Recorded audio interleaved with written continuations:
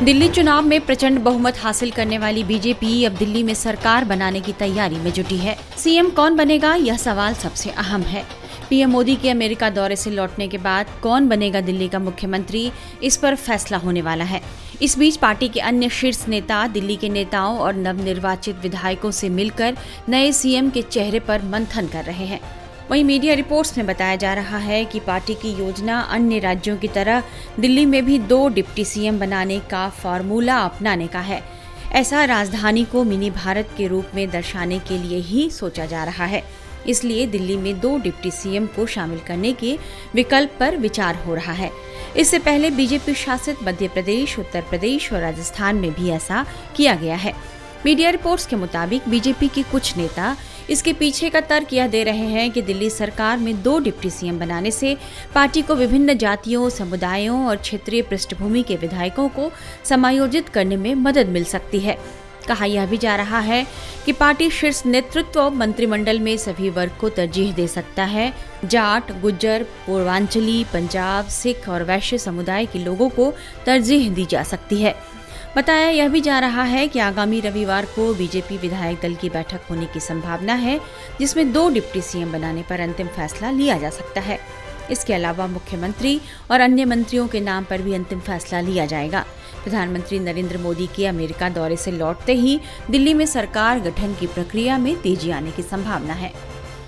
चुनाव के बाद भारतीय जनता पार्टी हमेशा अपने सभी साथियों के साथ बैठ के उस चुनाव की समीक्षा भी करती है और ये भी देखती है कि हमने उस चुनाव में क्या क्या चीजें हैं जो आगे भविष्य में सुधारनी है। तो इस तरह का ये हमारी संगठन की प्रक्रिया का हिस्सा है।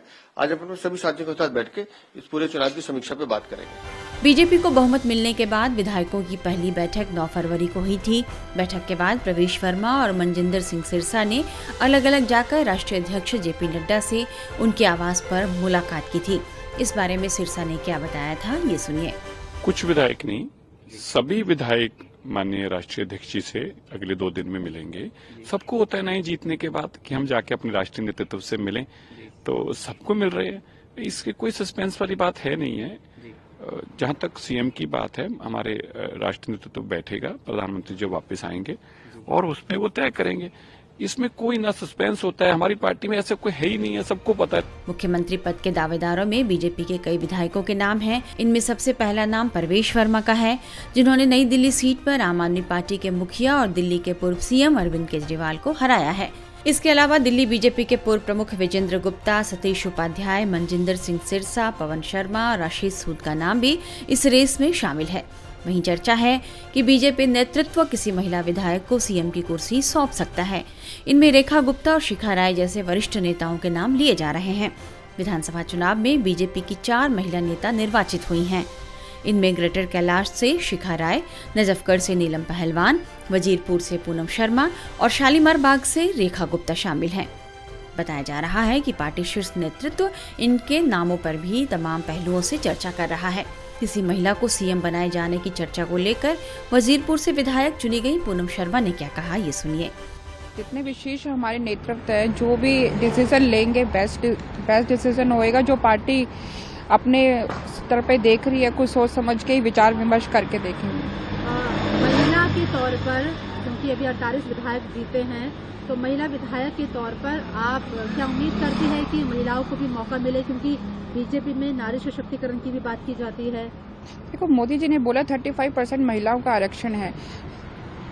35% महिलाओं का आरक्षण है, उसके बावजूद जो पार्टी का डिसीजन है, जो पार्टी को ठीक लगेगा अपने हिसाब से वही निर्णय होएगा। क्या आप भी सीएम बनने के इच्छुक हैं? आप? नहीं, बिल्कुल इच्छुक नहीं हूँ। मैं एक भारतीय जनता पार्टी की छोटी सी कार्यकर्ता हूँ और मोदी जी की सिपाही हूँ।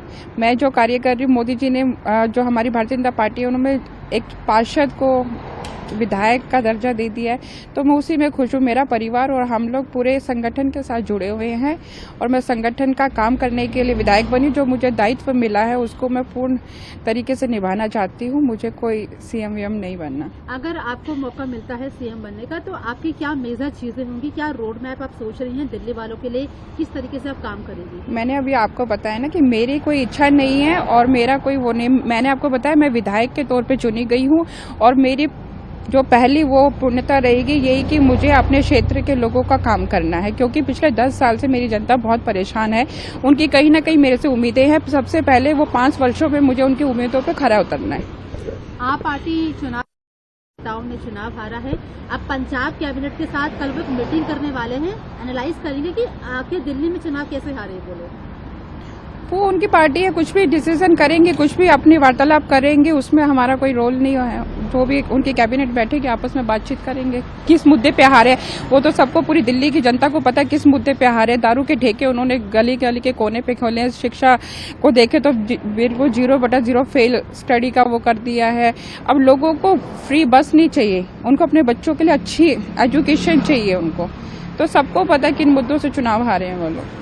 आप कांग्रेस का ये कहना है कि पंजाब करेंगे, लेकिन पंजाब के लोग भी खुश है कि आप पार्टी दिल्ली में हार गई, क्योंकि आप पार्टी ने पंजाब में अपने वायदे पूरे नहीं करे। बिल्कुल झूठी सरकार है, झूठे वादे करे थे। पंजाब में भी उन्होंने यही बोला था कि हम लोग 1100 रुपए प्रत्येक महिला को देंगे। तो कहीं ना कहीं उनके अंदर भी कसक थी कि जो केजरीवाल जी बोल रहे हैं वो झूठ बोल रहे हैं। और दिल्ली वालों को भी पता चल गया था कि केजरीवाल किसी महिला विधायक को सीएम बनाने के पीछे आधी आबादी को एक मजबूत संदेश देना है। ऐसा इसलिए भी क्योंकि पूर्व मुख्यमंत्री आतिशी आप के दिग्गज नेता हैं और उन्हें नेता प्रतिपक्ष भी बनाए जाने की संभावना है। उन्हें शासन चलाने का अनुभव है, अच्छी वक्ता हैं।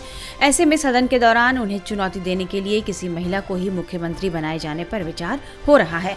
मीडिया रिपोर्ट्स के मुताबिक शीर्ष नेतृत्व इन सभी पहलुओं पर ध्यान दे रहा है। अब हम आपको सुनाते हैं केंद्रीय मंत्री हर्ष मल्होत्रा को। पूर्वी दिल्ली के सांसद चुने गए हर्ष मल्होत्रा बता रहे हैं कि दिल्ली में आने वाली बीजेपी सरकार का रोड मैप क्या होगा। सबसे पहले तो 70 वर्ष से ऊपर के बुजुर्गों के लिए आयुष्मान भारत योजना को लागू करना है। दिल्ली में आयुष्मान भारत योजना को लागू करना है।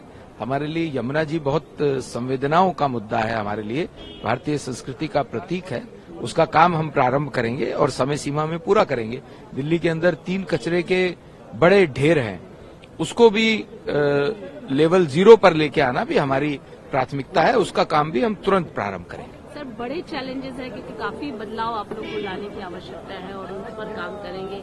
ये 100 डेज में क्या ये इसका इनिशिएटिव लिया जाएगा या इसको पूरा करने की मतलब लगभग प्रयास करेंगे? नहीं, देखिए, कोई भी काम पूरा होने के लिए उसको शुरू करना जरूरी है। उसके लिए प्लानिंग, उसके लिए बजटरी एलोकेशंस, ये सब चीजें प्रारंभ होते हैं, इसका मतलब वो काम प्रारंभ हो गया। कोई बिल्डिंग बननी है तो नींव खुद के शिलान्यास होने के बाद और बिल्डिंग बनने में समय लगता है, समय लगेगा। लेकिन दिल्ली की दुर्दशा पिछले 10 सालों से बहुत हुई है। हम उसको तुरंत प्रभाव से दिल्ली की दशा सुधारने का काम करें। सर, काम तो एलोकेट हो गया लेकिन अभी दायित्व सभी को नहीं दिए गए। कब जल्दी तक दे हो देंगे, जाएंगे? जल्दी दे देंगे।